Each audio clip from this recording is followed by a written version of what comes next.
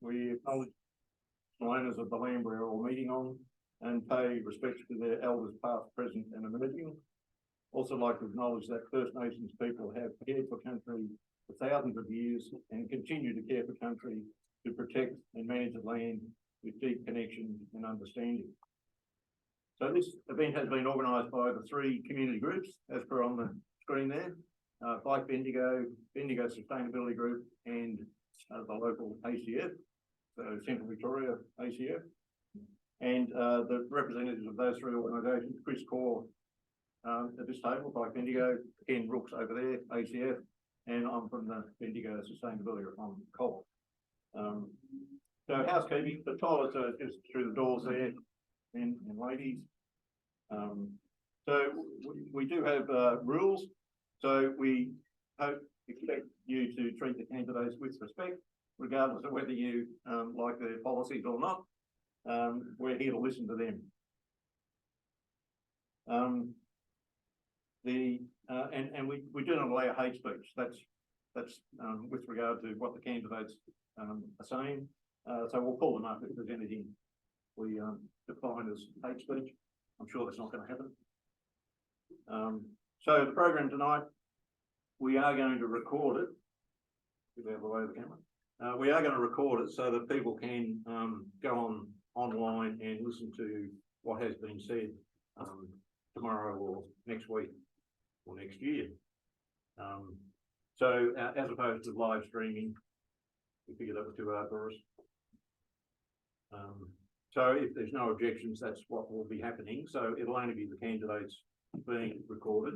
The questions from you, which we'll be putting on a screen later, will be written down and handed in, and I'll be typing those on the computer and putting them up on the screen for the candidates to address from on the screen.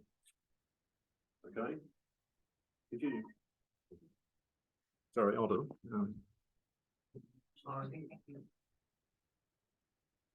it. We start off with the three batches of questions. There's 17 questions which are in front of the candidates. They were sent these questions a week or so ago, and they've had time to look at them, and I think most of them have responded.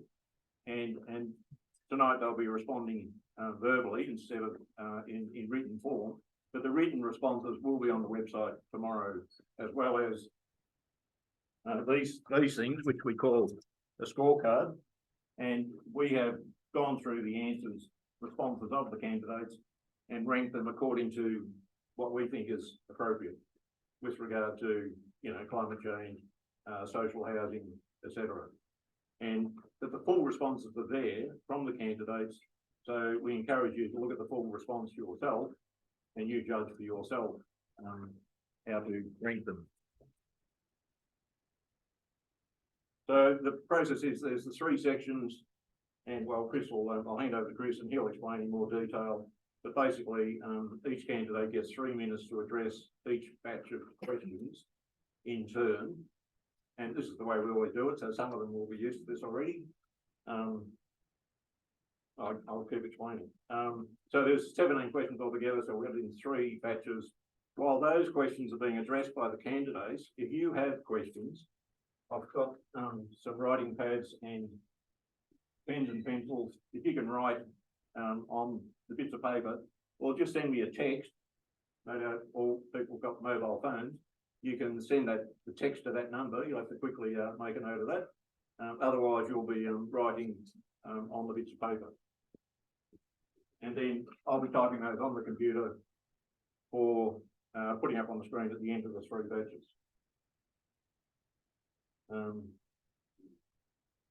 I think that's it. That's you. Yes. Yep. Thanks, Gordon. If you can advance the slide. So welcome everyone, and thanks very much for coming. It is a very tight time. I've got candidates closing at midday on Friday, and I guess when having all the information together, let's turn Mr. Blue around the other way. There we go. All right. So thank you. And also, what we'll do with the candidates, we'll start. They're seated. The ones that are here are seated in ballot paper order, and we'll start we'll start in ballot paper order, but then at the next response, we'll move down. We'll move down one from those there, obviously to make it as clear as possible. So we're not getting the first, same responding, first and afterwards. So, you can obviously see which candidates are present with us this evening at the moment. So thank you very much to the candidates for attending, and yourselves. So the first batch of questions are the candidates have got them on the paper there in front of you. Marie, they are a bit of paper there in themselves as well, and everyone. So yeah, so that's the batch of responding. As Colin said, we've seen these questions, and most candidates have responded to them. But the first set of questions is around biodiversity, also around firewood collection and ecosystems, response to Australian Environment Report and forestry, endangered species, and also around mining and community engagement and community consultation, and also working towards at the end of on and offshore gas exploration in Victoria. So we're looking at candidates as much time as possible, so we'll get into it. So Ken, we'll start with you. So we'll give you a little bit of a ring at 30 seconds to go. Another one at a time, we can stop probably when we get to that second one, please. Well, thank you, and thank you everyone for being here tonight. And I'm actually feeling a little bit lonely over here. I might move over after a while if I.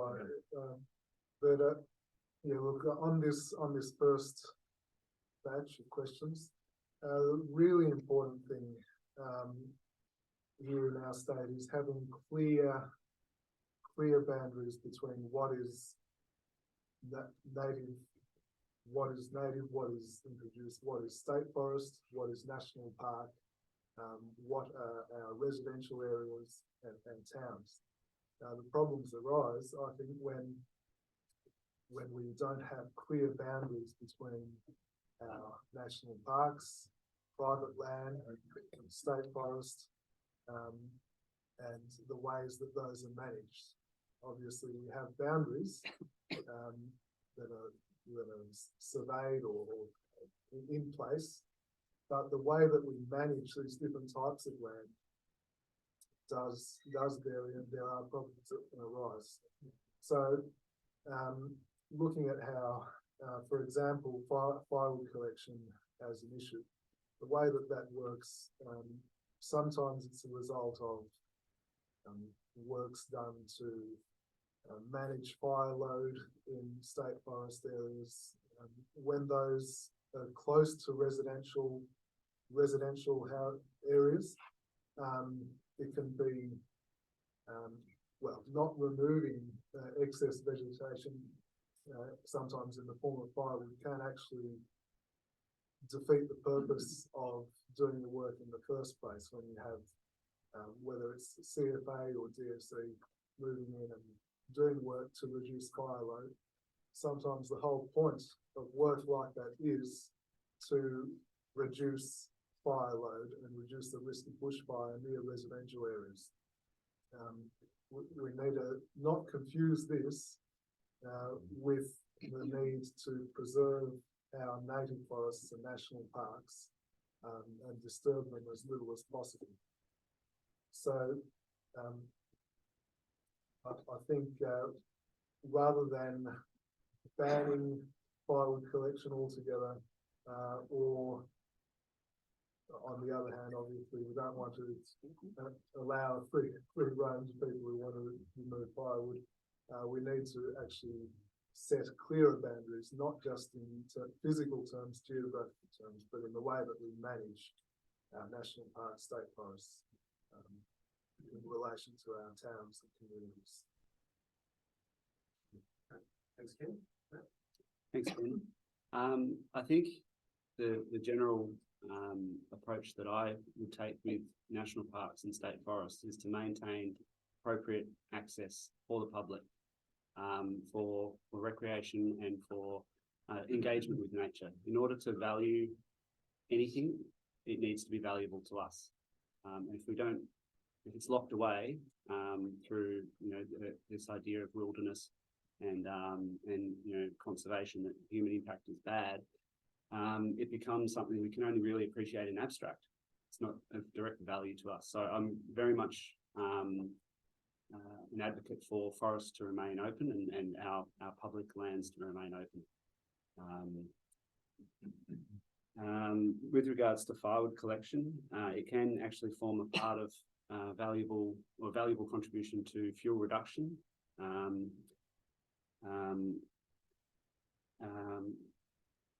And with regards to firewood as a fuel, right now coming into summer, firewood is actually cheaper than gas for heating. So that poses a real challenge because that could potentially drive up the rate of firewood collection if we don't get our energy costs right for people to provide heating to their homes. And as we've seen in Europe with their energy crisis, the demand for firewood products for heating has increased dramatically, and that's placing a big load on the natural environment. So these are things we need to, look at a broader view of energy as it applies to firewood harvesting. I'm a supporter of a sustainable native timber industry. I don't think that there's any benefit in taking out a native forest, planting exotic species, and somehow that's okay. I think we'd be far better off having a sustainable native forest industry that uses native trees and a native cross-section of trees, no monocultures. And also recent remote sensing has shown that we actually have quite a substantial increase in foliage across Australia. So that says to me that we can do forestry in a sustainable fashion. The conservation movement over the last century, but particularly last 50 years, has locked up forests, which has contributed to extreme fuel loads. The return to Indigenous land management practices and settler mimicry of those practices is key to preserving our forests such that they're not damaged by extreme fire events. Thank you. Oh, well, thank you. Thank you, everyone. And it's great to see a room full here tonight. I'll start with question 1 in relation to the biodiversity question. And I wanted to refer specifically to the Victorian Biodiversity Plan 2037, which we introduced a little while ago. And that plan, of course, is the largest long-term investment towards the environment, with over 560 million towards protecting our biodiversity since 2014. And I'm really pleased that the new federal Labor government is taking biodiversity seriously as well. And I look forward to working with them to continue to protect Victoria's unique wildlife habitats and environment. The Bushbank program I wanted to refer to, which is in the biodiversity plan. In that program, the government has committed 77 million to restore and revegetate land across Victoria to reduce carbon emissions and create habitat for our wildlife. And 30.9 million of this is being used to revegetate and restore at least 20,000 hectares of native habitat on private land. There's a lot in that, and I'd encourage you to have a look at it if you get a chance. In relation to the firewood collection, regulations on public land in central Victoria came into effect in March this year. Firewood collection from designated areas in state forests within parts of central Victoria are restricted to residents of specific local shires, and visitors from interstate and other parts of Victoria are no longer able to access firewood from state forests in central Victoria. The new regulations were based on extensive community consultation, so we are managing firewood collection responsibly to ensure environmental sustainability.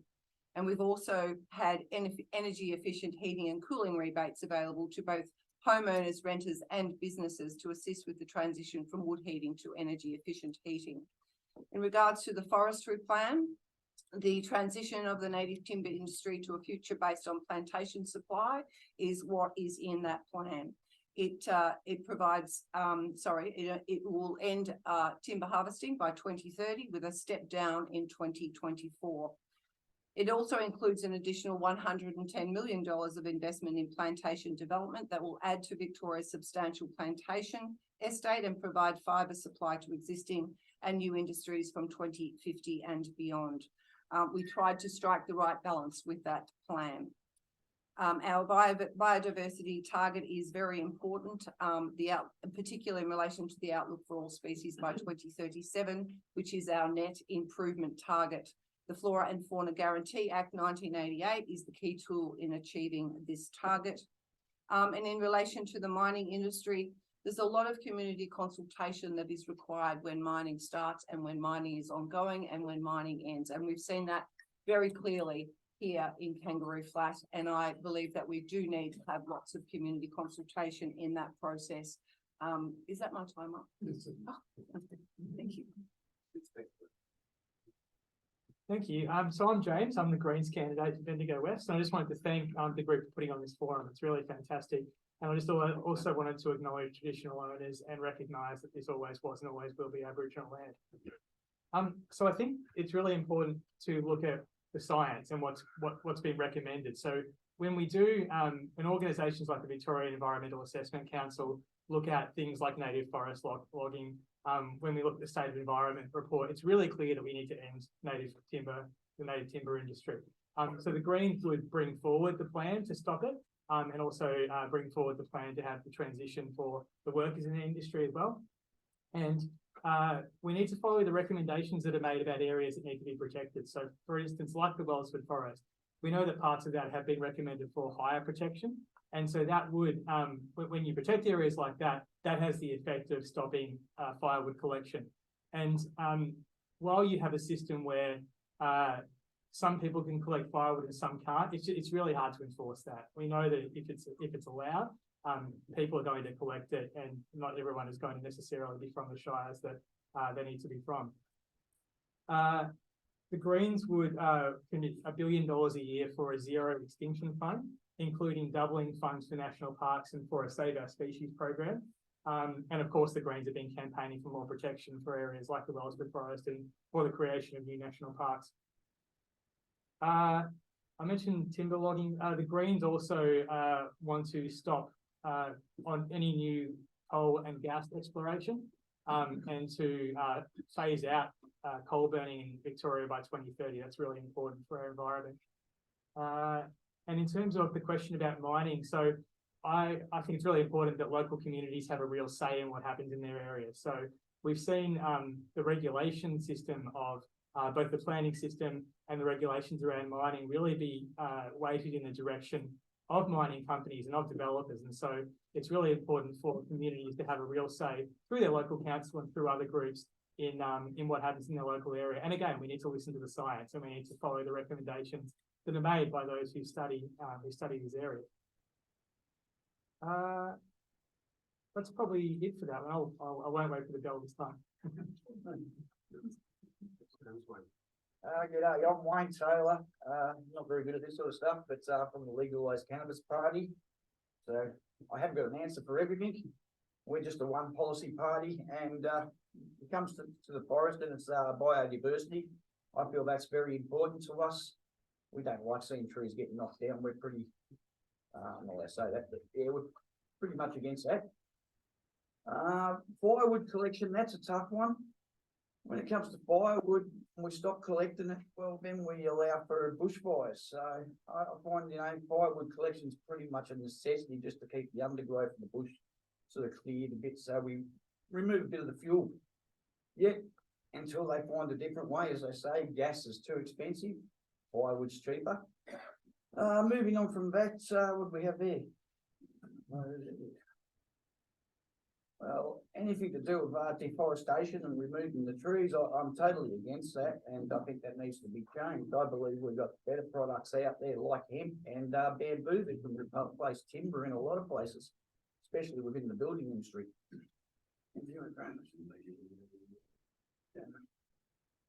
So that's probably about it on those few questions for me. Anything can be replaced with hemp, bamboo. No need to be knocking down forest. We can also plant trees. We've got fast growing trees now. WA does it all the time. I don't know why, we aren't doing it here. Haven't seen much of it. But anyhow, on to the next one. Thank you. Great, thanks, candidates. That's the first set of questions. Obviously went a bit quicker there because there was a few gaps. But thanks for that, and sorry, I should have said at the start, do feel free to introduce yourself and, I guess, and your party, so if you haven't got it done, if you'd like to do that in the next round, then please do that. So I'll hand over to Ken to sort out this, I'll just come and, borrow the bell off him. Thank you.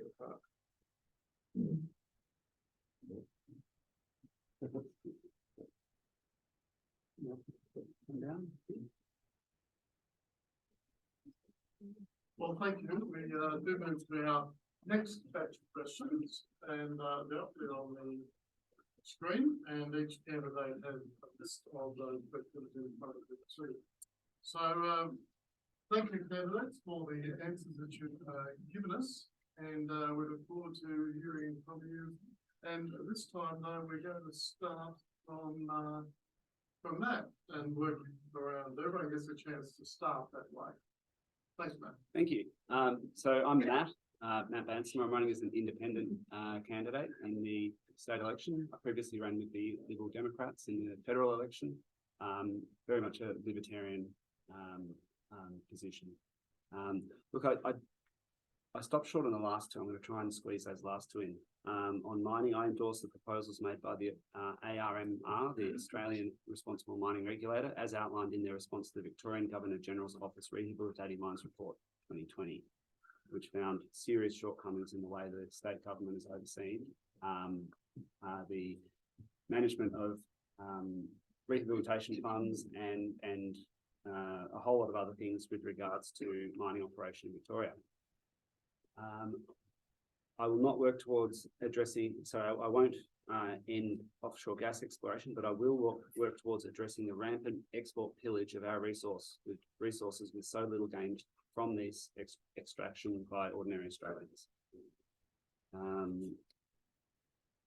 On EVs, I will ensure that every nuclear power station has world-class tree-lined bicycle lanes and abundant EV charging facilities.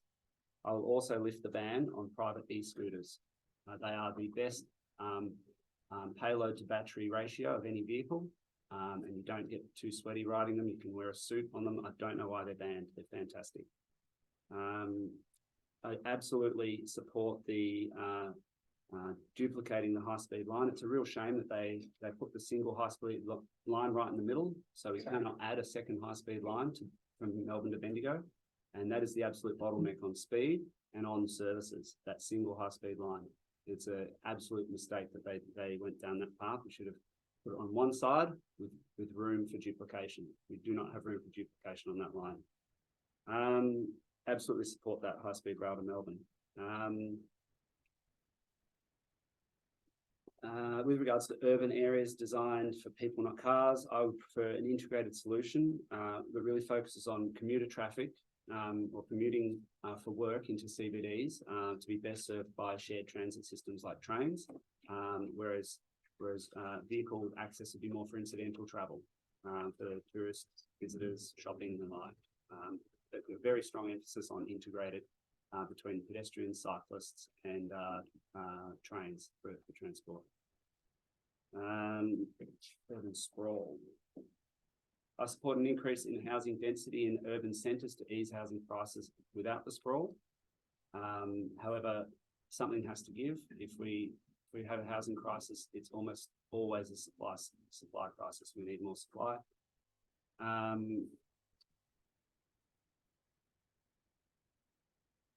Open spaces, yes, definitely. I support maintaining and in new developments having open spaces. They're vital for community and amenity. I support extensive urban vegetation, except London plane trees. They are very irritating.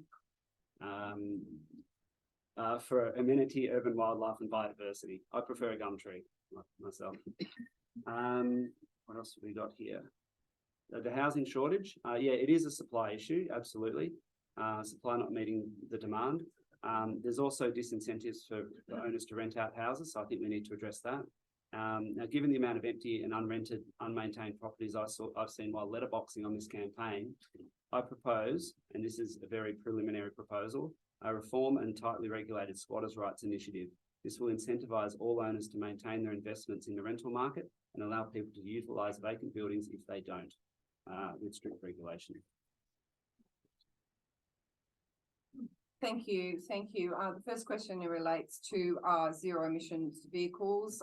And of course, Victoria has already outlined its roadmap for aiming to have all of light vehicle sales in Victoria by 2030 to make them zero emissions vehicles.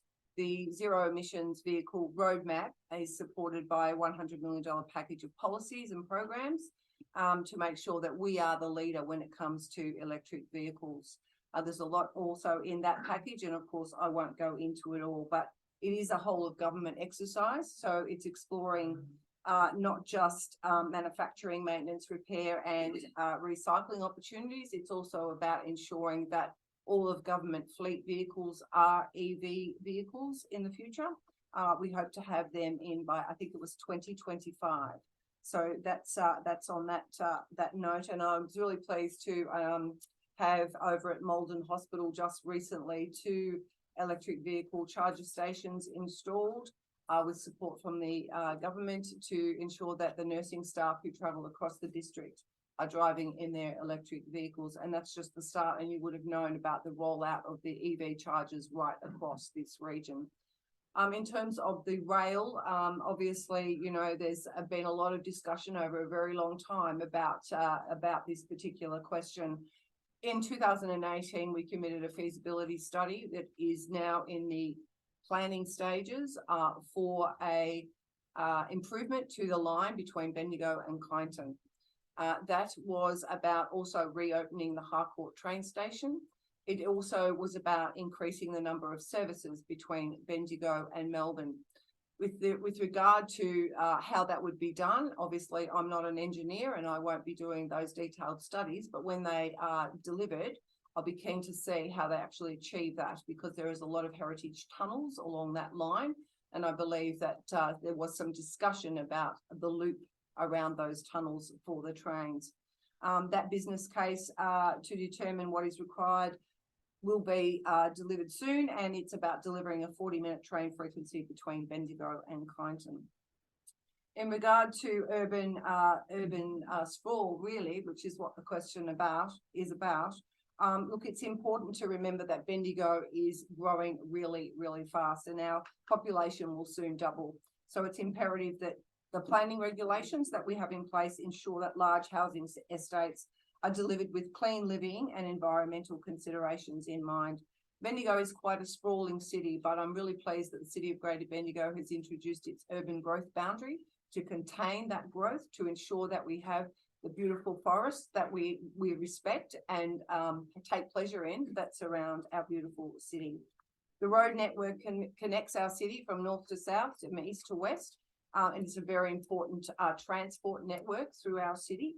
But obviously improvements to public transport, our bus connectivity, our bike lanes, our walking paths are an important part of getting vehicles off the roads. And the metro train line that has been put in place in Bendigo with 3 new stations to the north has meant that less people are actually using our roads right from Gornong, Huntley and starts with R. Raywood. Thank you. Thank you. All right. So to start off with on the question about electric vehicles, Victoria, I think it may be the only place in the world that has a tax on electric vehicles. So for those who don't know, there's a per kilometre tax on electric vehicles, even plug-in hybrid electric vehicles. So number one, that needs to go. It was a bad idea when the South Australian Liberal government proposed it, and the South Australian Labor government, when they got elected, when they repealed it, did the right thing. So that needs to go very, very quickly. But of course, we need more charging infrastructure around the place, and it has been growing, and that's good. But the Greens would install over 1,000 more EV chargers around the state. On the question about gas appliances, we need to stop new homes being connected to the gas network and support folks to get off the gas appliances. We've heard from a couple of people today about the cost of heating, and it's absolutely a huge issue, and that's why we need to make environmentally efficient and cheap to run heating appliances and electricity cheaper. On the question of public transport and train services, so the Greens absolutely support an upgrade to the train system. We need to invest a lot more in public transport. Particularly also interested in seeing a connection for rail from Geelong to Bendigo via Ballarat. But talking about the local bus network as well, we need to have a lot more public transport services. The Greens would bring in an electric bus fleet, a solar powered electric bus fleet. And I can't remember, there's another question on public transport later, but the Greens have a really comprehensive public transport plan, including much cheaper fares, much more frequent services and so on. Urban areas of today need to be designed for people and not for cars. Some of the most livable places in the world are the places that were developed and were designed before cars existed. We need to design areas around people predominantly. Of course, cars are going to have to get around, but we need to plan our cities in such a way that doesn't require people to have a car and doesn't unduly provide road space and other things for vehicles in preference of pedestrians and bicycles.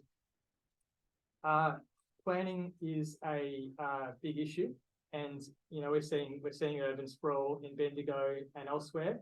And we need to cater for an increased population growth. Good quality medium density infill can be okay if it's put in areas where there is existing infrastructure, and we're not seeing horrible apartment buildings.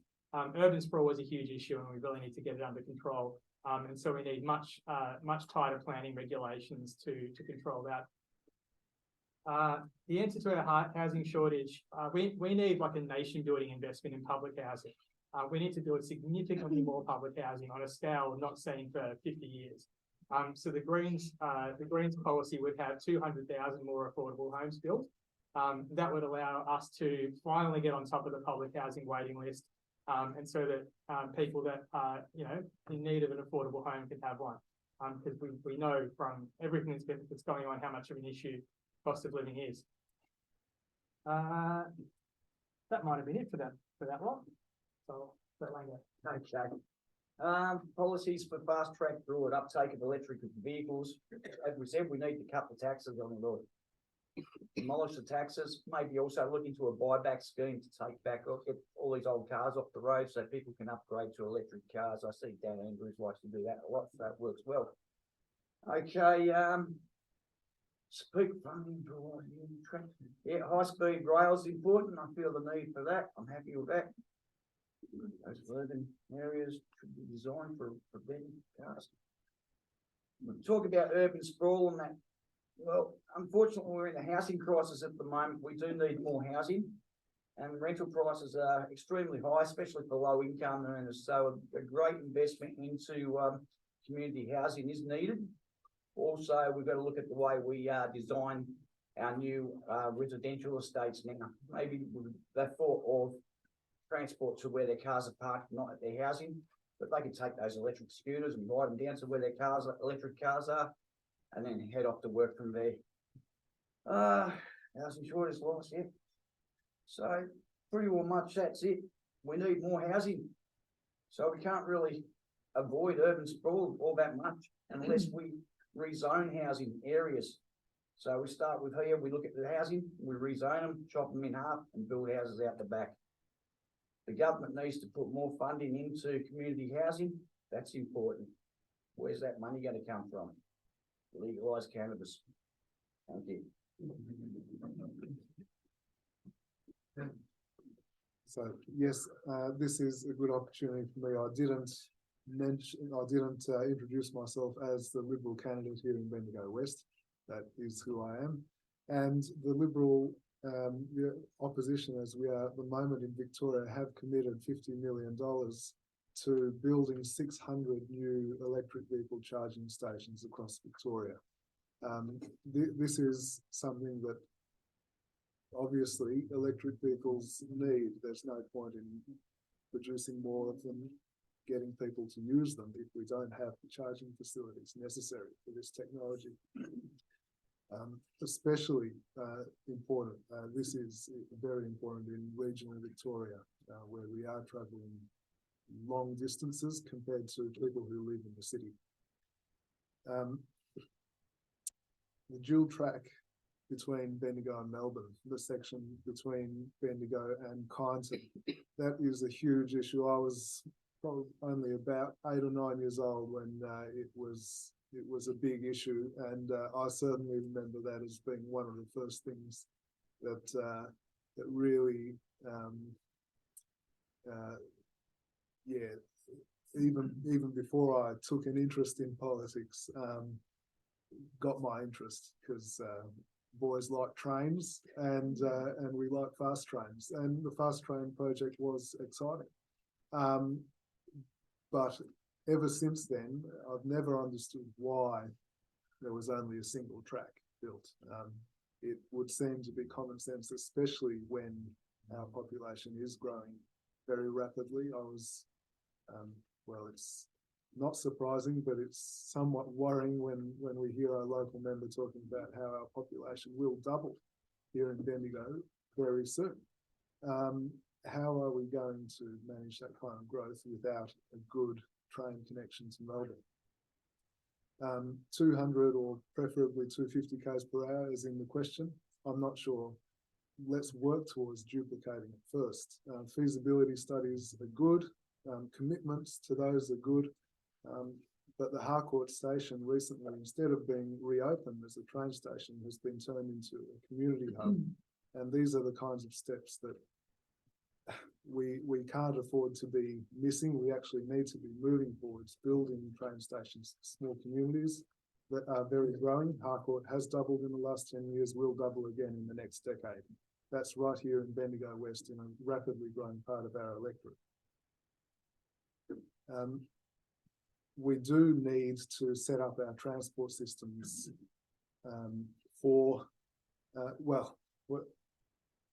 should we set them up for people and not cars? Well, when we build a transport system that is a healthy one that helps people to get from where they live to where they need to go for work, for recreation, for business, that will naturally favour moving people over moving cars. After all, we move because we want to get somewhere, not because we want to move our car from our house to where we're going. So this is something that will happen naturally. If we are building footpaths, bike paths, well-maintained roads, that's very important, maintaining them, not just building new roads. And it will naturally lead to a situation where we can travel quickly and efficiently. That does fit in with the way that we build our residential areas, our cities, towns, communities. We need to be focusing on towns, communities, not just a big city in Melbourne, spending billions there while neglecting regional areas. We need to be putting a whole lot more into our regional towns, very small towns as well that are growing, and that will help with transport. It will be closer to where we need to go instead of having to travel long distances. Thank you, candidate, for those thoughtful answers. I'm sure that some of the answers that have been given, one, I'm in total agreement with the people in the crowd. That's what democracy is about, of course. People who have come, your chance to ask questions is ever before you. So please, there was the, I think Colin's going to put the phone number up again. No, it's not. We're going to move to another series of questions in a moment. But either write out your question on a bit of paper. The phone number again for the text message. Otherwise, write on a bit of paper and hand it in now. This will be your last chance. So this is your chance to engage and say, hang on, what do you mean by that? Or I don't agree with that. What about this? So we're going to move to our third cluster of questions. A bit of a duration there. And what we're going to do is give the candidates 4 minutes this time, because we're doing so well the time. We're going to be generous and give you an extra minute. That's a 33% boost, so make the most of it. So thanks, Ken, and as I said, if you do any questions, please do get them in and hand them up. While you hand them, we'll come around and grab them very shortly. So thanks for candidates. So this next set here is around emissions, both renewable energy and also emissions targets for greenhouse gas emission reductions, renewable energy. Also, we know there's a lot of infrastructure required, so how it's getting engaged, or consulted and engaged with the community in building that infrastructure, transmission lines, batteries, those sorts of things. And also importantly, certainly from the BSG's point of view, supporting and advocating for community-owned renewable energy and keeping money and jobs local, the Community Power Hub program, and also around preventative mental, physical and general health, rather than reactive. So that's the set of questions. So thanks again, candidates, and over to you, Marie. Thank you, Chris. There's a lot to fit in 4 minutes, and I just wanted to step back for a moment in relation to the Harcourt train station. It will be a new station in a different location when it is actually rebuilt. I wanted to also briefly mention housing, because I didn't get to it in the last batch of questions, but Victoria's big housing build is a $5.3 billion investment in social and affordable housing. It's the largest investment in housing in this state ever. And on top of that, with the federal government's commitment now of $10 billion for social and affordable housing, we have a really clear pathway to addressing some of the issues we have with housing. And a good portion of that, 1.25 billion, is being spent in regional areas. And just recently, we announced $23.8 million investment for 74 new homes across the Bendigo West electorate, on top of funding that has already been delivered in Kangaroo Flat, Golden Square, California Gully, Bendigo, through Vincent Care Community Housing, Bendigo Haven Foundation, and in Eagle Fork. Just in relation to where we're at now in terms of emissions and targets, I'm really pleased that when we came to government in 2014, we embarked on a very ambitious emissions target. We legislated those targets. We were the first government to have a climate change act. We were the first government to have a climate change minister. And I'm really pleased that we have cut emissions well above what we had anticipated they would be. We're on track to achieve 54% emissions reductions by 2025 and 79% by 2030. This trajectory could in fact see Victoria achieve net zero emissions by mid-2034, which is way ahead of the targets that we legislated. And we also legislated that target, which would be looked at and looked at every 5 years, and we are the only state to do that. There's a lot to talk about in that space, and I'm happy to take questions later, but I think it's important that you are aware that those targets have been met and have been surpassed, and that we are on track to excellent zero emissions, in fact, leading the country in that space. In terms of the energy sector and more distributed generation, community-owned generation is absolutely important, and Renewable Newstead right here in Bendigo West is an example of that. We announced recently battery storage for many communities across Victoria, including one here in Bendigo. And on top of that, the federal government also announced battery storage for a number of communities, including Malden. All government schools, public hospitals, metropolitan trains and trams, and public transport buses will be 100% renewable electricity by 2025. We will have the largest tram network in the world running on 100% solar power. And the first of 7 major tram depots are already running on 100% solar, with the other 6 depots moving to solar soon. We are leading the way with the highest percentage of renewable energy employment, with 30% of Australian jobs right here in Victoria. We also have the largest household energy efficiency package and a 50% target for all new car sales to be zero emissions by vehicles by 2030, as I mentioned. So there's a lot of work being done in this space, and I'm very, very pleased that if we get another opportunity to be in government, that we will push forward with our emissions targets, that we will make sure that Victoria continues to lead the nation when it comes to renewable energy. We will also buy back the SEC and put power back into the hands of Victorians. And with the Community Power Hub program, something that I've been very pleased to support over the years. Is that my time? No, that's okay. Particularly in conjunction with the Bendigo Sustainability Group, we've been through that program, we've been able to put solar, excuse me, on the woolen mills. And also out at the table,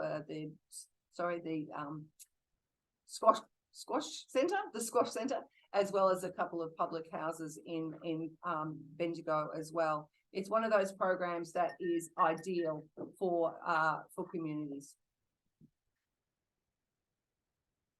So we're seeing dangerous global warming and extreme weather events happening now, and we need to get to net zero emissions urgently. So the Greens policy is to do that by 2030. It's absolutely vital for us to do that.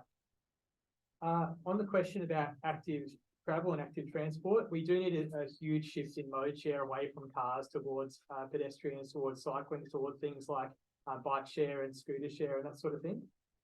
So the Greens would build a big network of separated bike lanes in urban areas and other areas where they would provide a safety benefit.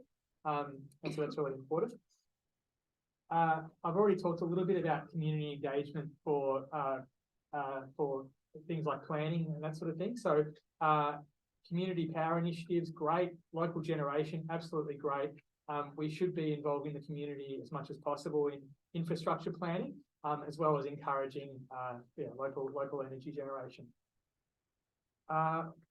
We definitely need to have more money into preventative healthcare. I don't know if I'm in the right set of questions, am I? Yeah, I am. Good. Yeah, cool. Where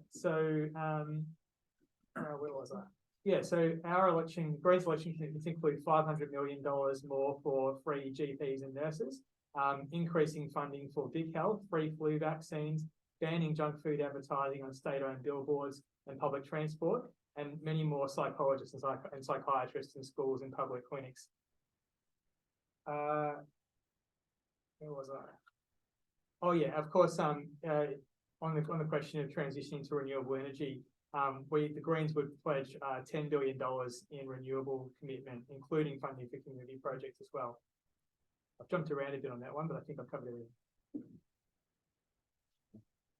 Okay. All right, I'll skip through a few questions here because our party don't really have much policies apart from legalising cannabis. But everything's green about it. Okay, yeah, community-owned renewable energies. I feel very strong about this because we've seen our utilities be taken away from us as being publicly owned and put into the privatisation, into the private sector. And all I ever see is these electricity bills going up and up and up. And unfortunately, I can't afford to pay mine. So I think we need to do something about that. Okay, the next bit was about mental health. Well, here I am. Okay, physical general healthcare services need to be looked into. They need to be funded better. Our Medicare system needs to remain. We need to also look at adding dental to our medical system because not having teeth doesn't do much good for your mental health. So that needs to change. Of course, if we legalise cannabis, they'll have the revenue to pay for all this. Thank you. Oh, what are the targets? Reductions? Yeah, I've got no targets for reduction, but keep up the good work with the renewable energies. Thank you. Well, this question 12, the start of this one follows on really, or is part of what I was talking about earlier about how not relying on cars for transport is something that can happen naturally as we try to build communities that work well without being dependent on cities like Melbourne or even Bendigo as Bendigo continues to grow. I would absolutely support more active travel over sedentary travel or whatever it's called when you're sitting down. Not for the sake of a percentage, not because we want to hit 25% or 50% or even 100%, if that were even possible, but because it's just a healthy thing to do and that because it will happen naturally as we build and maintain, again, importantly, maintain the footpaths and the bike trails and the roads that we build and that we have already in this state. It's always going to be easier to walk or ride a bike to the supermarket or the doctor's clinic or to work when it's measured in hundreds of meters and not in kilometers or 100 kilometers. So again, it's about having a vision that doesn't centre around Melbourne here in Victoria, but one where we're able to focus on building healthy communities in our towns in this electorate as part of regional Victoria. The Liberal Party does have a commitment. We're calling it our Power to the People program, where we want to allow and invest in allow households to have their own solar panels and batteries to not only produce but store their own electricity. 100 million, sorry, not 100, 1 million households, not that many people here in Victoria yet, thankfully, 1 million households, and to store their own electricity. That's very important. We don't want to be continuing to have centralized generation, centralized storage. We don't want to have centralized energy commissions. What we want is the ability for all of us as individual households and as small communities to generate and store our own electricity and not be reliant on a centralized grid or a centralized commission for our energy. So that's what we're doing in the Liberal Party in a very practical way, what we want to do for Victoria to work towards that. Again, community is a really big part, looking at questions 15 and 16. That's really getting efficient outcomes, whether it's in health, again, mental, physical, or general. Also, broader issues like electricity generation or storage. Community is the most efficient way to achieve these outcomes that we work towards, not a centralized system, not relying on government established commissions or departments, but rather working as communities to get the best outcomes as smaller towns and to be able to focus on the needs that we have locally. That's very important. Finally, yes, the targets for reduction of greenhouse gas emissions, Liberal Party committing to 50% reduction by 2030 and legislating it, not just committing to it, legislating it. Well, the issue of roads is a thing of nightmares for libertarians. But in office, roads and transport infrastructure for bikes, footpaths is something that I'm actually very passionate about. I'm a former commuter cyclist. I spent 12 years riding all around Melbourne without a car, and integrated, safe on and off-road bike facilities for commuting and for recreation are vital. So it's something that I'll definitely advocate for in office. With regards to any sort of legislated targets, it's not something I'm really ever going to support. It's something that has to evolve over time. And I think Bendigo's in a really good position to integrate cycling infrastructure. Right now there's issues where bike lanes just end at intersections, and these are the most dangerous times for cyclists, and they're also the most information intensive times for motorists. So it's not fair for the motorists, it's not safe for the cyclists. So we really need to fix that.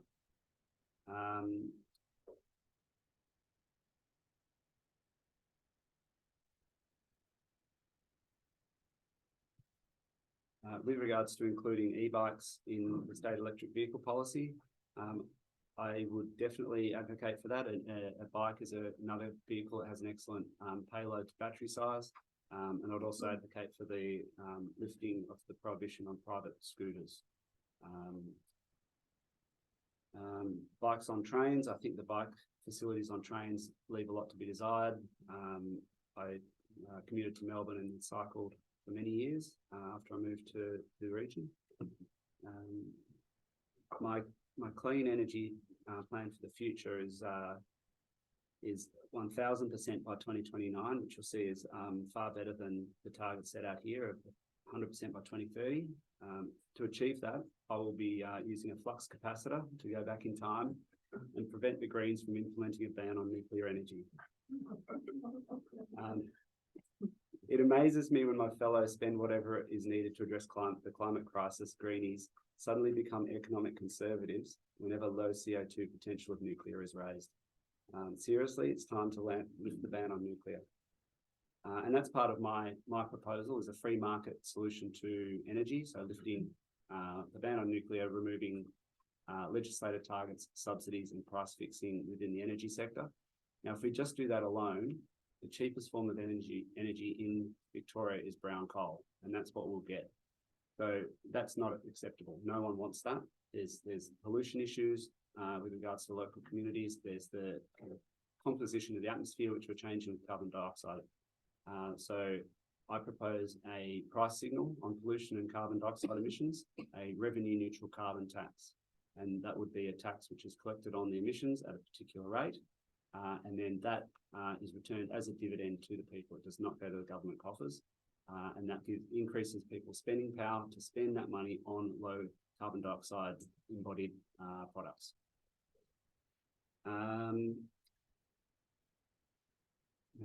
Here 14, VNI West. I'd like to read something from, there's actually a journalist who works for Renew Economy. On VNI West is a new interconnector from Ballarat to Bendigo, Kerrang into New South Wales to facilitate more renewables. Surely a decision to build VNI West would have minimal impact if on the construction and operation of renewables and batteries compared to the base case during the years prior to VNI West's commissioning, which he lays out. There's assumptions made there. If there were to be any impact, one would expect that more rather than less renewables would be built prior to the VNI West commissioning in anticipation of increased transmission capacity coming into service. It would only be after VNI West was in service that one would expect significant changes compared to the base case for any benefits to start accruing. These perverse modelling assumptions outcomes seem far removed from what would actually happen in reality. With these aberrant assumptions, there would be minimal benefits pre-commissioning, less benefits over the remaining 25 years of the modelling period, and negligible benefits thereafter. The forecast net benefit of 884 million. I've nearly finished. Can I please finish this? I'll forfeit a minute at another point. May I? 10 seconds. Thank you. Appears to be based on seriously flawed assumptions. It's far less likely that the cost of VNI West will exceed the benefits.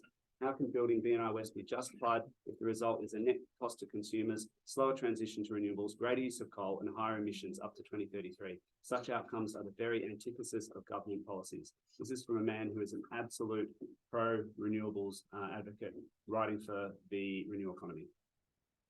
Okay, thank you, candidates. Appreciate that round, and thank you everyone for putting your questions in. Colin's been doing an amazing sterling. I don't know how he's done a job there and trying to bring the questions together and summarise, I guess, and group. Who's first in this? Because I wonder if, to give Colin a moment breathing space, people just stand up and stretch their legs. I've been sitting down. Pretty heroic, I reckon. Who's first? Your best candidate's been on our feet all day. Oh, okay. Oh,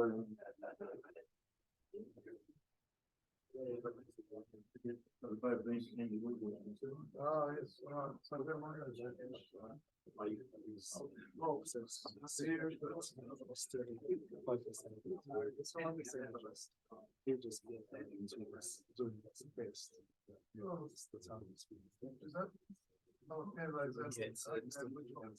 But we're picking winners which have no demonstrable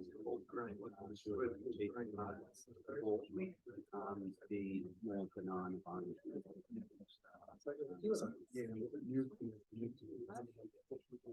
I know the Liberal Party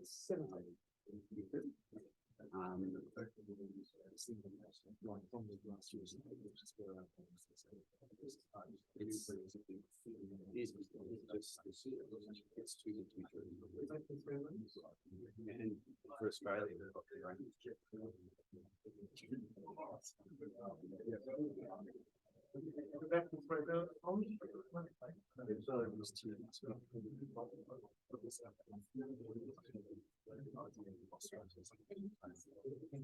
I think it's turning.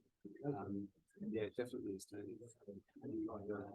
Like the issue was with renewables, Read that. I haven't got my glasses. Can you read on that? And that goes to 2027. I think it's moving double that. Battery storage. So we didn't question one at a time. We're going to do three. It's nothing through that. Rapid fire, okay.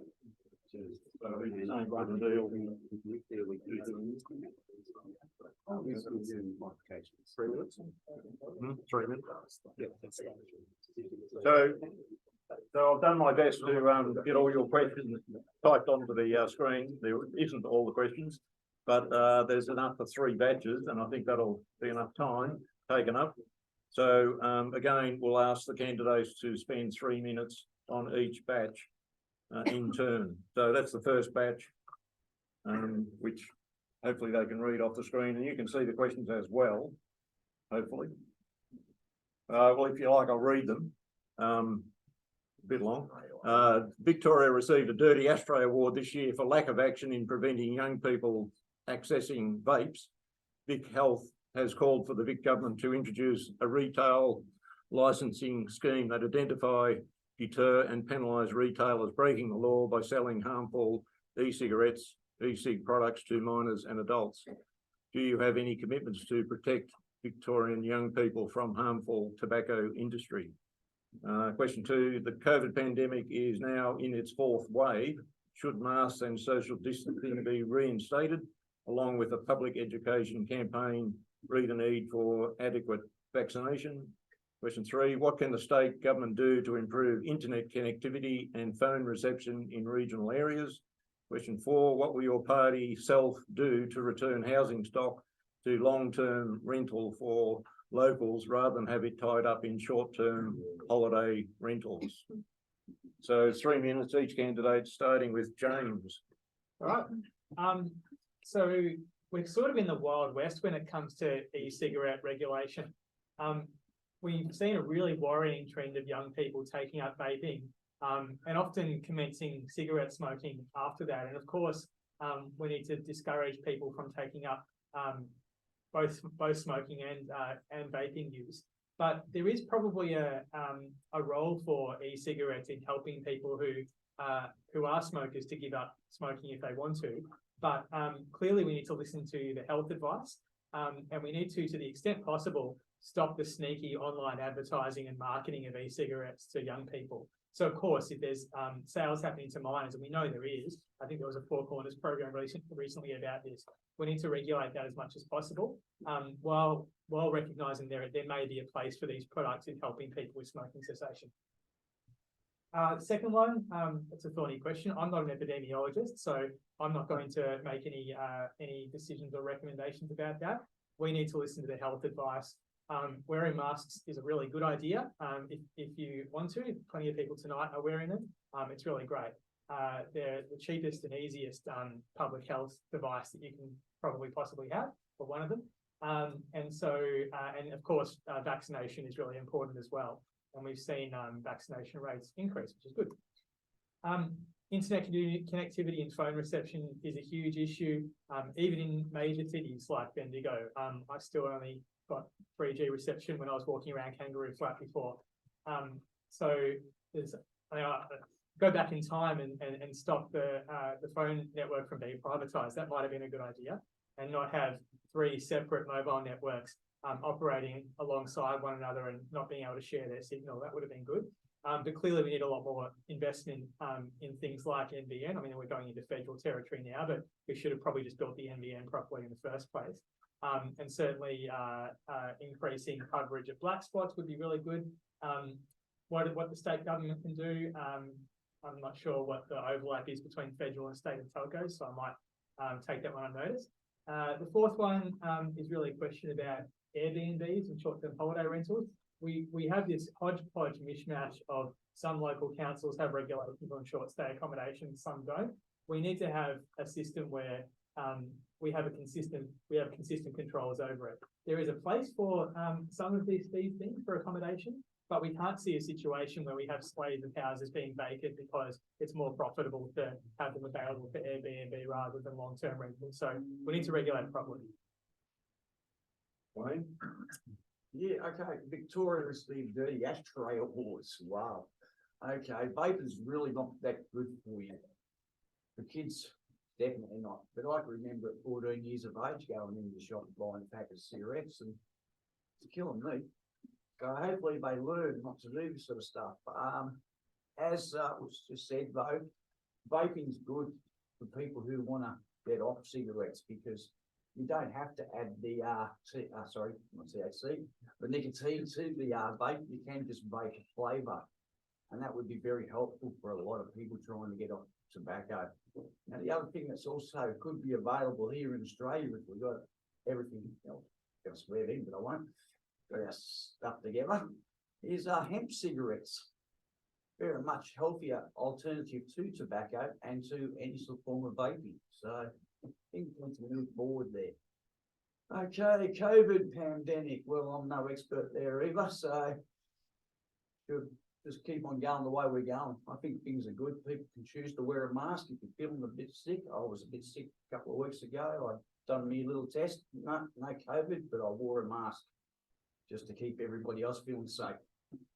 Okay, can we, the state government, do to improve the internet connectivity?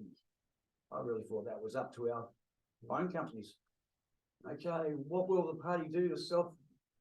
This is a big one for me because Airbnb is killing the rental industry. The rental prices are pushed up because there's a lack of availability. And when there's a lack of availability, that's what pushes up property prices. And that's why we've got at the moment an increase on our what is it? Your money you pay for your housing, your rates and stuff. We've got increases on the rate for your loans. That increase on your rate from your loans, what that does is help to push the property prices back down again. By opening up more land, that also pushes the property prices back down again.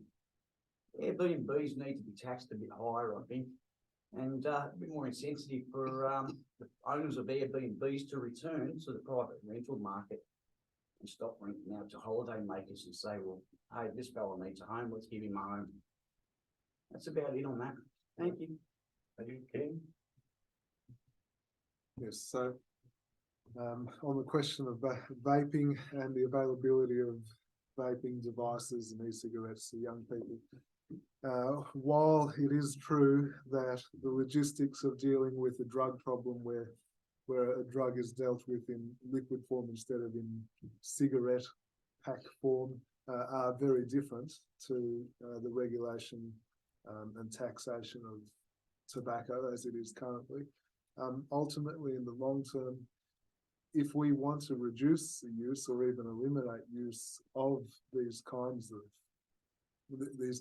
drugs to young people, we would do well to adopt as much as we can the same kind of system that we have for tobacco today, because it has been effective. We all know that tobacco usage has been reduced through the way that it's been managed, the regulation and the taxation of it until now. So it would make sense to, as much as we can, while there are issues, that certain differences between them, as much as we can treat it as we would a product like cigarettes. COVID-19 pandemic, well, I don't have to do the usual disclaimer and say that I'm not an epidemiologist or a doctor, because you all know I'm not. I think what we really need in future pandemics, whether COVID or not, is to make the health advice that our government refers to in making their decisions as public as possible. When we are facing a viral pandemic, a disease, we need to recognise it's not the Cold War. We don't have Russian spies snooping around trying to find information from us. No, the more information, the better. So while it's a bit confusing, it can be intriguing to see the state being locked down over 5 cases in Melbourne, and then everything's opened up again when we have 1,000 cases happening every day. In the end, these things can be explained by, well, maybe releasing the health advice. What kind of health advice would suggest we have to do those things? That's right. We don't fully know because it hasn't always been made public. State government, what can the state government do to improve internet connectivity and phone reception in regional areas? Well, maybe invest a little bit more in regional Victoria. We're putting billions, tens of billions, maybe even hundreds of billions down the track into huge infrastructure projects in Melbourne. Tunnels are good in the city. That's good, very helpful for those people, but we do have to level things up a little bit. Maybe by doing what the coalition is proposing to do if we win the next election, and putting 25% of our infrastructure spending into regional areas instead of the 11 to 13% that it has been. I would like to echo what Ken has said on COVID. I think the public trust would be much higher if we had the health information being provided to us on an ongoing basis, rather than trust the experts approach. My preference would be a focused protection for those vulnerable, and personal choice for those that are not considered vulnerable. I'm glad that the person who asked the question hasn't mentioned lockdowns or school closures. Now, the mandates are not quite mentioned there, but it does, vaccination is mentioned there. What I think would be really important here, particularly for people who are vulnerable, would be to recognise that people that have natural immunity have robust natural immunity, and those people are potentially the best people to be looking after vulnerable people. And right now, those people are currently not able to work in the health sector. And so I think we need to lift the mandates for the health sector immediately, as has been done throughout the rest of Australia.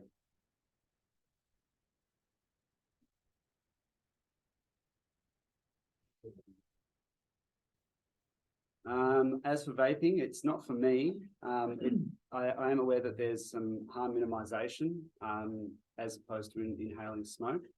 Now, with anything that seems to have a harm minimisation element, like the cliche of diet food, we think we can eat more of it. I imagine there's a bit of that going on, that people vape a lot more than they would maybe smoke cigarettes. And there might be it might be perceived that it's less harmful. Now, I'm not sure what's actually being recommended here, whether it's recommended to regulate the industry, or it's to completely outlaw it. I'm not quite sure there. I can't say that I'm an expert. If there is a harm minimisation element as opposed to smoking cigarettes, I think that there should be some consideration given to it. There's also the bodily autonomy element, where people should be free to do what they want with their own body, as long as the products that they are using have not do not have any deceptive elements to what the ingredients are contained within. The internet does seem to be getting even maybe worse since the NBN rolled out. So I don't know if that's over capacity now. We've got more users trying to use the same bandwidth. We've saturated the system. That would probably be something that is attributable to some of the decisions that were made to scale back the deployment of NBN. And that's, that's a bit of a tragedy. Now, what was the last one? I think your time's up now. I won't push it again. Yeah, thanks for the questions. They're all very diverse. The tobacco industry is regulated by the federal government, and as you'd be aware, the messaging on our cigarette packets these days has come directly from the federal government intervening and making that a mandate for the tobacco industry. Vaping isn't just a problem in Victoria, it's a problem everywhere in the world, including right across Australia. So it is something that I think the state should work with the national government, the federal government on to determine what is the best way to regulate the harmful e-cig products that we know are being used far too often, I think, by our young adults, particularly in the secondary school system. So I would be keen to work with Vic Health to make sure that we have a pathway forward that is a collaboration with the federal government. It needs to be a national decision, I think, about how each state and territory does this. It shouldn't be Victoria just going it alone. In terms of the pandemic, yes, we are in the next wave. I think after several years of this pandemic, most of us are pretty used to knowing what we have to do to protect ourselves and to protect others. And that is, of course, wearing a mask when you're unwell, testing to make sure that you don't have COVID, and not going out when you do, and of course, being vaccinated. And I'm really pleased that across this electorate, I think we reached a 97% double vaccination rate at one point there. And I believe that our third and fourth vaccination rates are quite high as well. So I think that people are very conscious and now know what is required to address the next waves that are going to be coming. This won't be the last one, I'm pretty sure. In terms of internet connectivity and phone reception in regional areas, I wanted to mention the $550 million Connecting Victoria program. This is about making sure that we work in partnership and co-funding with the telecommunications providers to deliver improvements to mobile infrastructure as quickly as possible. And new mobile towers and upgrades from 4G to 5G will be being delivered between 2023 and 2025 in towns and suburbs right across this electorate, including Golden Square, Huntley, Kangaroo Flat, Kennington, East Bendigo, Long Gully, North Bendigo, Spring Gully, as well as many other towns across Victoria. In terms of the housing stock to long-term rentals for locals, I think that's a really important issue. And one of the things that this government, the Andrews Labor government, initiated was freeing up more opportunities for first home buyers with the land tax that we have placed on vacant residential properties, particularly residential properties in Melbourne. That's just one way of making sure that we have the funds available to ensure that first home buyers can get into the market. Thank you for that. And that's the second batch of questions that have come from the audience. And we'll be starting with Wayne. That's why I put them up a bit early so you had time to read them. Marie had them on the computer in front of her, in case you were wondering. So starting with you, Wayne. Okay, recycling of plastics, it's very important, and I'm surprised we don't do it here in Australia. I believe our plastics were sent off to China at some stage. That's pretty sad. Okay, we can move into hemp plastics. Have you heard about hemp plastics? They're recyclable quite easily. Actually, they're biodegradable. They'll fall apart within weeks. Let's move into hemp plastics. Get rid of this, what they call it, chemical plastics. Evil plastics. Okay, we'll support a Royal Commission in the COVID response measures in Victoria. Okay, Dan. Poor Dan was put on the spot, really. No, this is a pandemic that nobody knew about, and nobody knew how to handle it. I think Dan pretty much done the best he could. And yeah, no, sorry. I think we just leave bygones be bygones and move on. Trend towards loss of religious freedoms. Well, I don't see we're losing so many religious freedoms here. I see a lot of people who've got their own religions and, I should stick to that. If a tree stops shading solar panels installed, which do you think have the priority? The bloody tree. Of course, it's got to be the tree. The trees come first, mate. Without trees, what have we got? We've got no oxygen. Apart from planting more hemp. Okay, what are the Bendigo reason aside from the questions asked? That's a good one. Well, I'd like to see Bendigo have the first hemp cafe or something, you know? Cannabis pizzas. Small TH levels, maybe some high TH levels, and pull it the Wayno pizza, Wayno special. That'd be great. Yeah, things need to change, especially with plastics. Religion's very important to people. I'm not a religious person, unfortunately. I was, but not anymore. Okay. Solar panels are important. Renewable energy is important, but so are our trees. I'll leave it at that. Thanks, Wayne. Ken? Yes, so, yes, recycling in our state, it's going to be a really important thing moving forwards, especially when we look at the issue, not just of general recycling as we see it today, milk bottles and cardboard boxes, but also things like solar panels. Unless we can work out a way to efficiently process these kinds of new waste streams that are going to come in torrents in the coming years, we're going to be in big trouble. And one big thing that going back to, and I don't like to talk just in terms of boring election commitments, millions and billions of dollars, but it is true that a Liberals nationalist government here in Victoria would put $2 billion dedicated to manufacturing here in Victoria, 1 billion of that in regional Victoria. And this is the kind of funding that can go towards helping businesses in various industries work out solutions for all sorts of problems we face, making things, but also as a part of moving towards a truly sustainable circular economy, not based on targets, not just percentages, but something that will actually work, recycling materials so that we can use them again in making new products and in our manufacturing industry here in this state.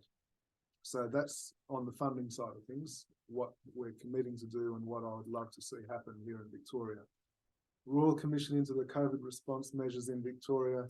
Yes, the Liberals here in Victoria have committed to that. I personally would also like to see that happen. That's a solid yes.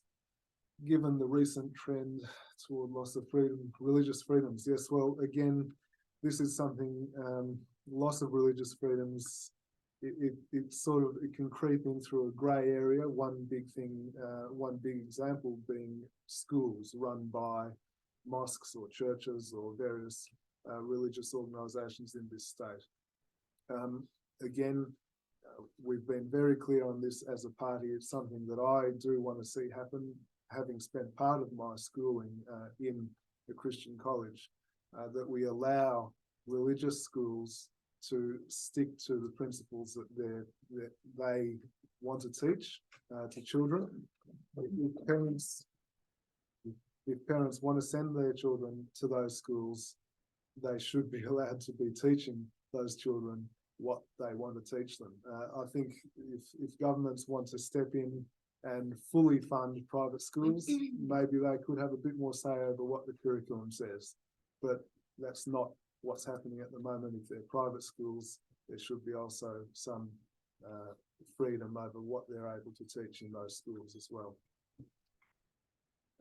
Free trading solar panels, yes, again, trees, important that they do have priority. They do have a much longer life than solar panels with the current technology that we have. And it would fit in really well with, again, a plan of the Liberals, if we are elected, to increase the tree canopy over Melbourne by 30%. This will be done mainly by turning the western suburbs into leafy suburbs as well. So it's not just the east. We want to make all of Melbourne a beautiful green city. One at a time. Thanks, Ken. Matt? Thanks, Ken. the economics of recycling are that if you can make the product, if the cost to make a product using the recycled material is less than the cost to make the product with raw feedstock, then the recycling situation is solved. So if you look at steel, aluminium, copper, that's the case. It's cheaper to reuse those materials and to mine the materials. So we haven't achieved that with plastic over, I don't know, 50, 60 years of us maybe being told that we were doing that. And Ken's right, this issue needs to be solved for solar panels and wind turbines and batteries. Otherwise, our sort of mandated shift to renewable energy is just creating a future environmental and economic cost that could be quite tremendous. So that's the key, is to make the recycled material cheaper than feedstock to use for new products. Yes, I would support a Royal Commission into the COVID response, definitely. I don't think it's just mistakes were made. We knew early on that things like focus protection, we knew that it was a very age stratified disease burden, but still we locked down schools, we locked down businesses, we had a huge transfer of wealth from small businesses to large businesses, and there was tremendous impact on the lives of ordinary Australians.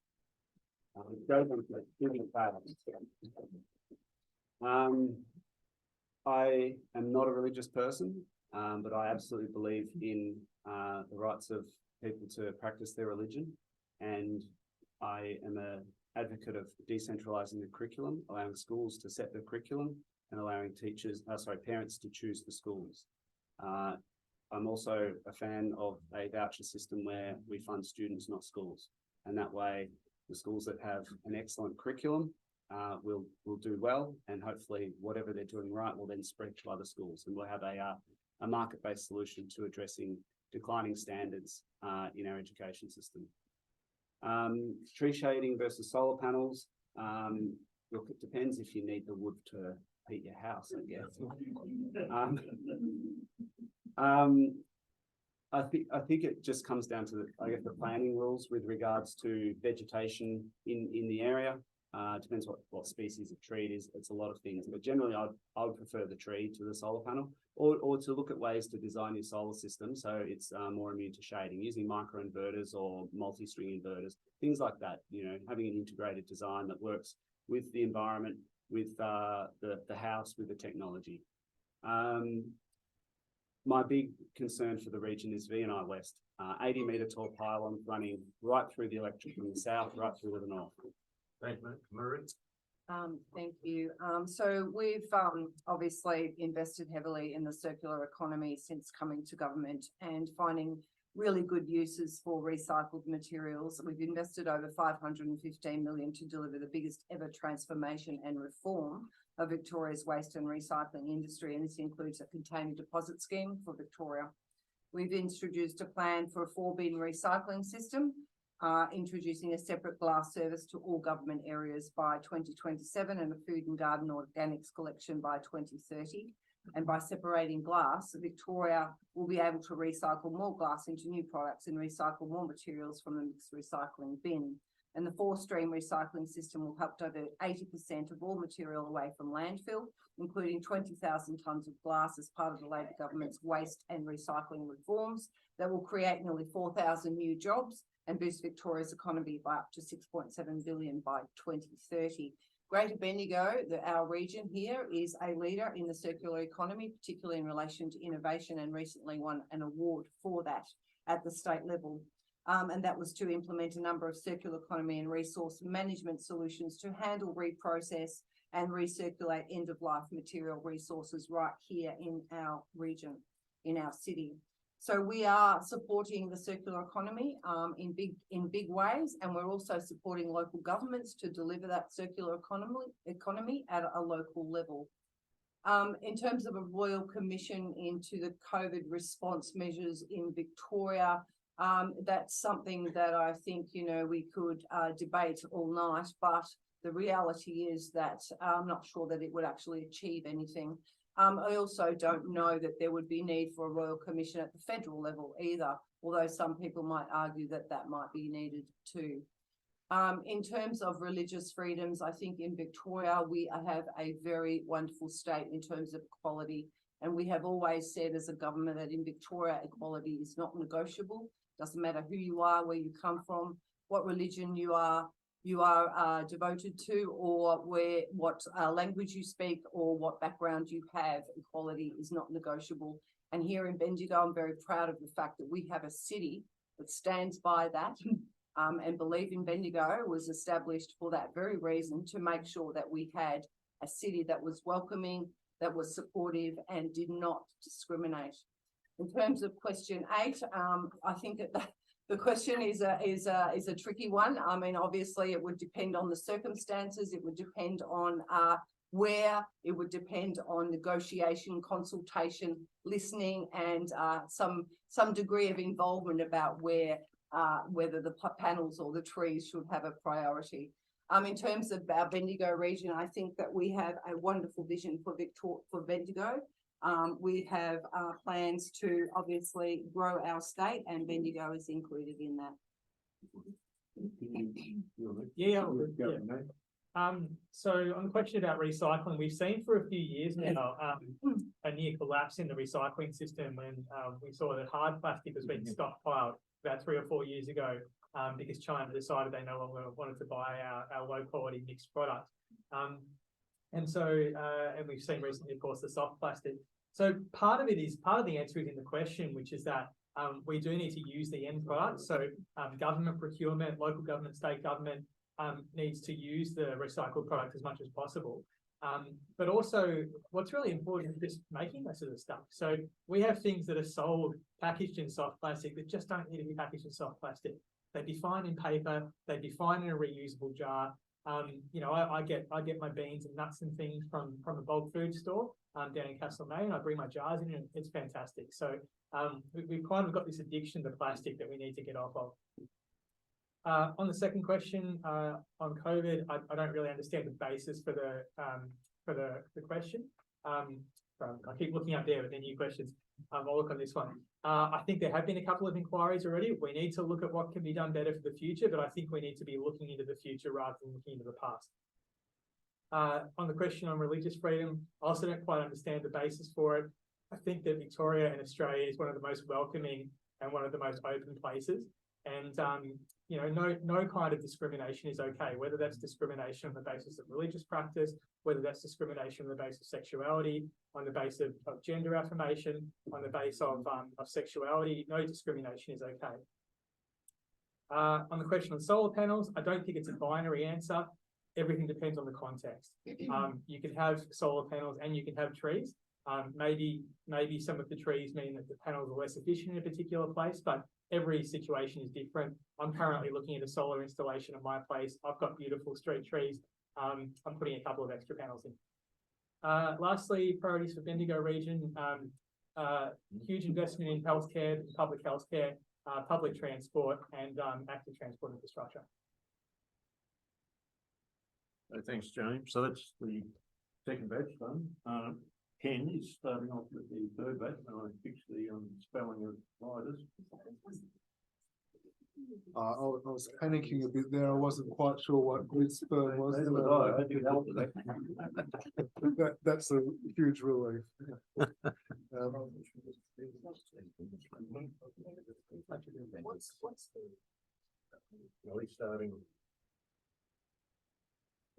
So everyone did the second batch. So we're now, James started the first one, so you're now starting off on this batch. So you've had a few minutes to. Apparently half the question's been lost. Just a very quick clarification. The first one. Yeah, just with the first one, there's no question at the end, but there's 2 sentences that was initially sent. So should I just ask the question now?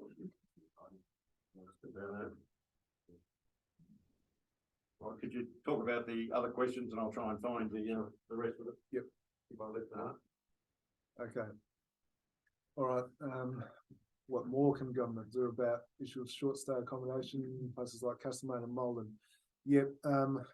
when we are not Phillip Island out here, but as someone from Castlemaine, I do know that this is definitely an issue. It's a nice part of Victoria. When it comes to inland Victoria, it's sort of the place to be. In the end, we can tweak with economic settings. We can try playing around with various regulations and so on, but it comes down to as whether it's holiday housing or residential housing, supply and demand. We could try to stop population growth. We could try to build more high rises, but I don't really think those are solutions.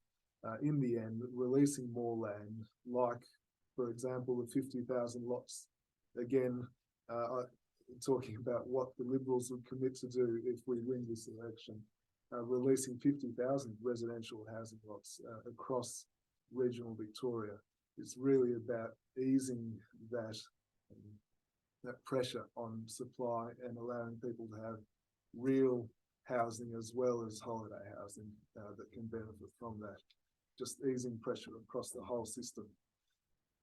Now, would you support a version of electric vehicle tax in order to encourage a higher uptake of electric vehicles? Well, I think taxing something in order to encourage higher uptake of that thing, I'm not sure that would be the right approach. I think maybe it should have been revision.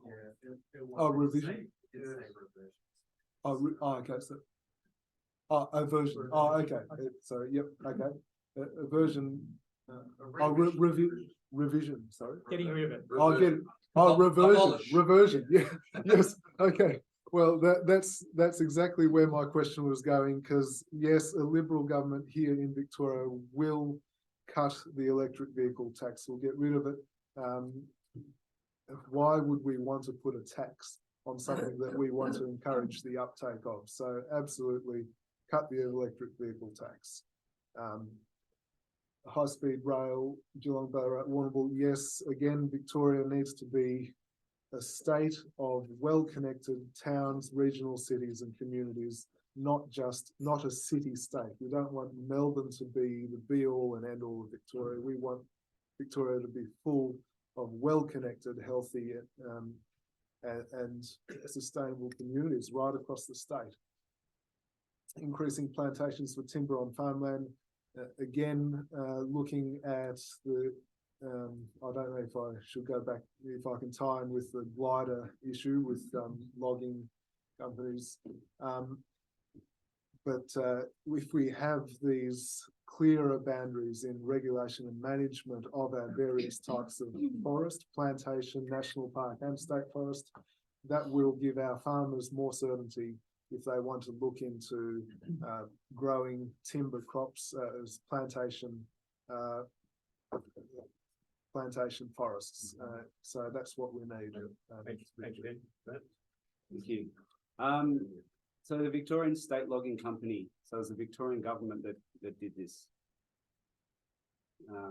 Is that the correct interpretation of the question? Yeah, I've added the bit at the end, shouldn't elected government be more accountable? Yes. Yes, I think so. And I think it also goes for things like the way the mining regulator has managed managing bonds for mine rehabilitation. There seems to be a bit of a fox in the henhouse sort of issue here, where there's a dividend or a revenue that can be generated, and the activity goes ahead without addressing the known legislated requirements of those activities. Not exactly sure what to do about that. Holding government to account can be a very tricky thing.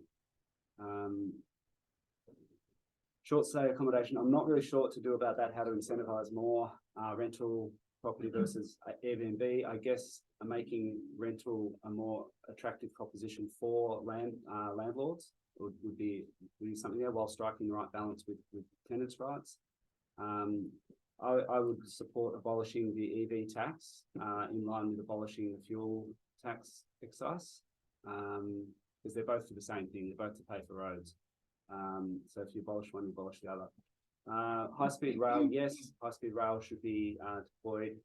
We should modernise and, you know, be at the forefront of high-speed public transport. Increasing plantations, timber on farmland. Well, we saw what happened in Western Victoria with the tree plantations there. That was an absolute catastrophe. How much? None. No, I don't think the government should be buying back generation assets. I think there's a place for nation building where the project is of certain breadth in terms of cost or duration, depth and duration, where it's difficult for a private company to take on the risk of such a project. So, you know, we've seen that sort of nation building in Snowy Hydro with our existing coal generators, which were built by the government. But no, I don't think we need the SEC to build renewables. I think that's a sign that they're too expensive for the public sector to build them. If China's emissions are increasing, how can we deal with that? Well, we can't.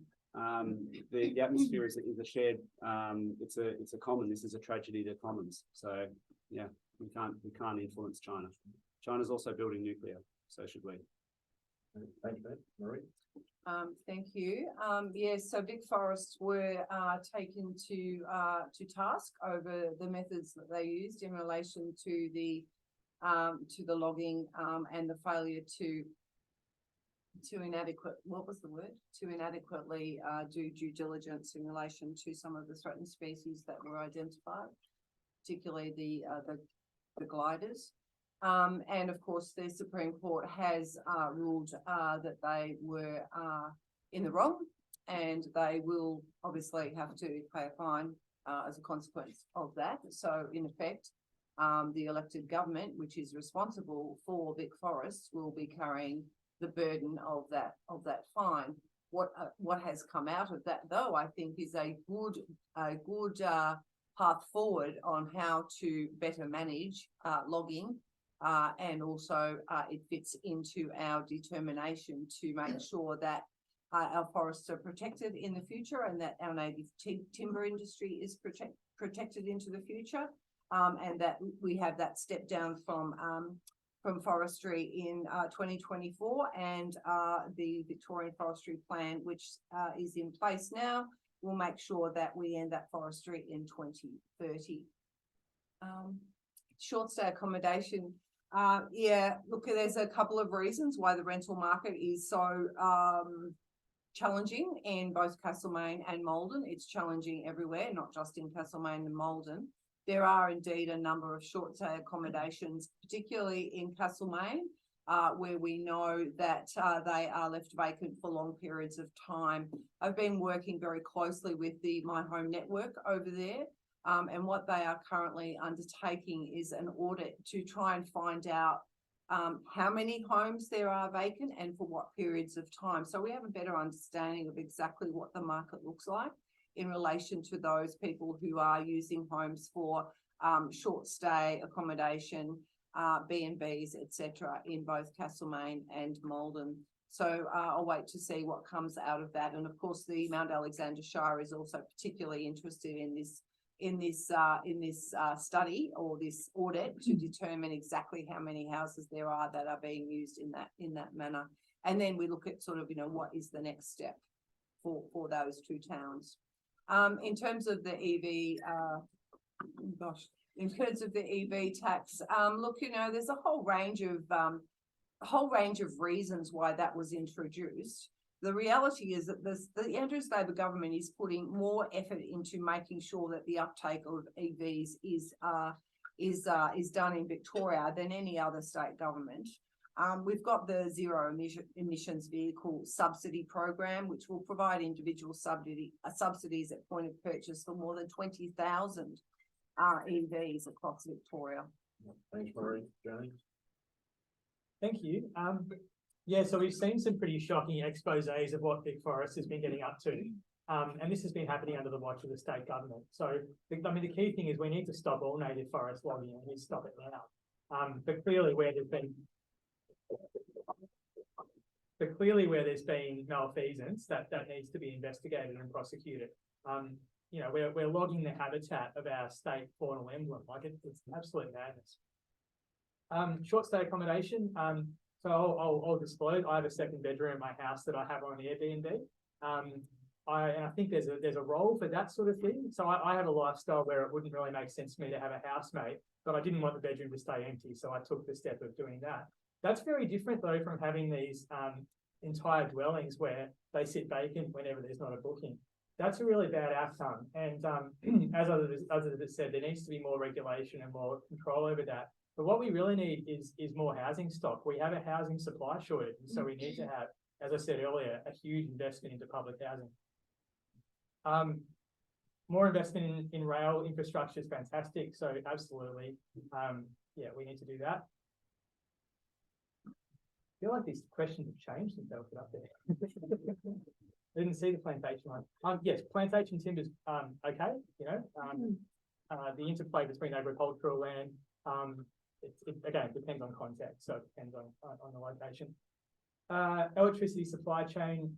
Again, Time Machine shouldn't have privatized electricity in the first place. You can't have competition on something that's a natural monopoly. It doesn't make sense. It would be great if government would buy back the electricity system. I don't know that's going to happen, but as much government-supported investment into renewable energy would be fantastic. We can't control China's emissions, but we could stop selling them coal. That might be a good thing to do. China is also investing. China's also investing a lot in renewable energy too. And was there a last question or? Well, it's not there. we can't fit it in. That's and the EV tax, my favourite subject. So I don't understand the notion of giving with one hand and taking away with the other. So we're subsidising the purchase of electric vehicles, then taxing the use of them.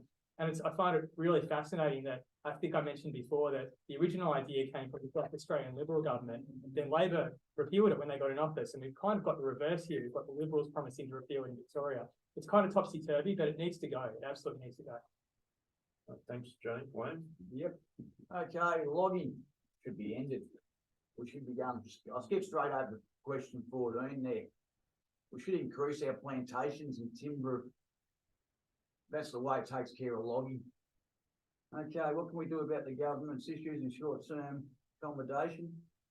Make private rentals look a bit more inviting to the landlords. Maybe tax them at a little bit of a lesser rate for private rentals. High-speed rails, yes, I support that. EV tax, cut that, but we also need to cut our fuel tax as well because petrol prices are ridiculous. Okay, how much electricity supply chain would? Yeah, I said that before, and it should have been sold off. It was a public asset. Could be returned to a public asset. And along with China's emission, well, simple solution there is to stop selling them gold. And let's start producing our own steel back in Australia.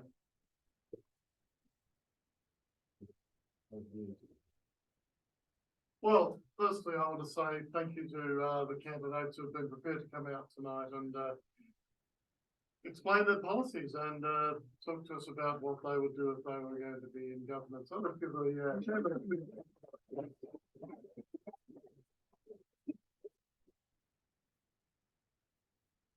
And I want to thank you all for coming out and participating in this democratic process that we call an election. I think the last election I described that as a cacophony disguised as an election. But I think this has been a little more civilized up to now. Thank you for coming. And can I just remind you that if you want the fuller statements by our candidates, then go on to the VSG, Bendigo Sustainability Group website. And as of tomorrow, the full statement, and some of these things came with a lot of explanation. So I would invite you to have a look at those, but also to have a look at the overall scorecard that was produced by the organisers as helpful to identify some of those issues that we think the candidates have spoken well on in terms of the environment and sustainability, and some of those areas that we think they could have done a bit more. So that's part of the ongoing discussion and debate for us all. So again, thank you very much, and you can go home now.